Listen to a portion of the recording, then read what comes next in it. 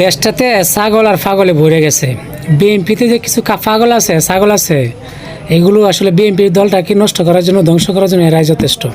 ধরেন বর্তমানে ভাইরাল হয়েছে ফজলু পাগলা। আরে পাগলা, তোর মতো নাস্তিক কমো না, তোর মতো পাগলার ঘরে কোনো হুজুর মৌলবী মাদার ছাত্র কোনোদিন দাওয়াত খাইছে, খাওয়াইতে পারছিস তুই?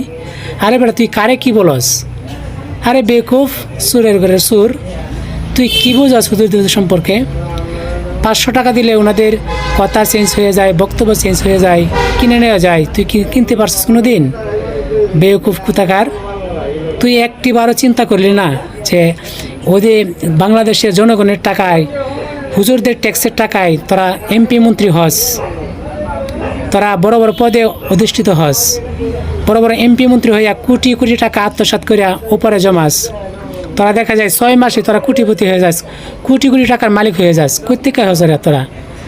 চোর থাকলে, বদমাইশ থাকলে তোরা আসস, তোরা নাস্তিকরা ছিলে, এখনও আসস। হুজুরদেরকে তোরা কথা কইয়া কী মজা পাস, আর কীভাবে তোরা এই কথাগুলো বলস? ভালো হয়ে যা, আর বেশি সময় নেই। তোদের ইতিহাস থেকে আর শিক্ষা নেওয়া দরকার। এই তো পূর্বে ফেসিস্ট সরকার শেখ হাসিনা, হাসু আফার থেকে তোদের শিক্ষা নেওয়া দরকার। ওদের কী পরিণত করে ছাড়ছে বাংলাদেশের জনগণ, আমজনতা, মাদ্রাসার ছাত্র হুজুর এবং ছাত্র সমাজ কী অবস্থা করে ছাড়ছে।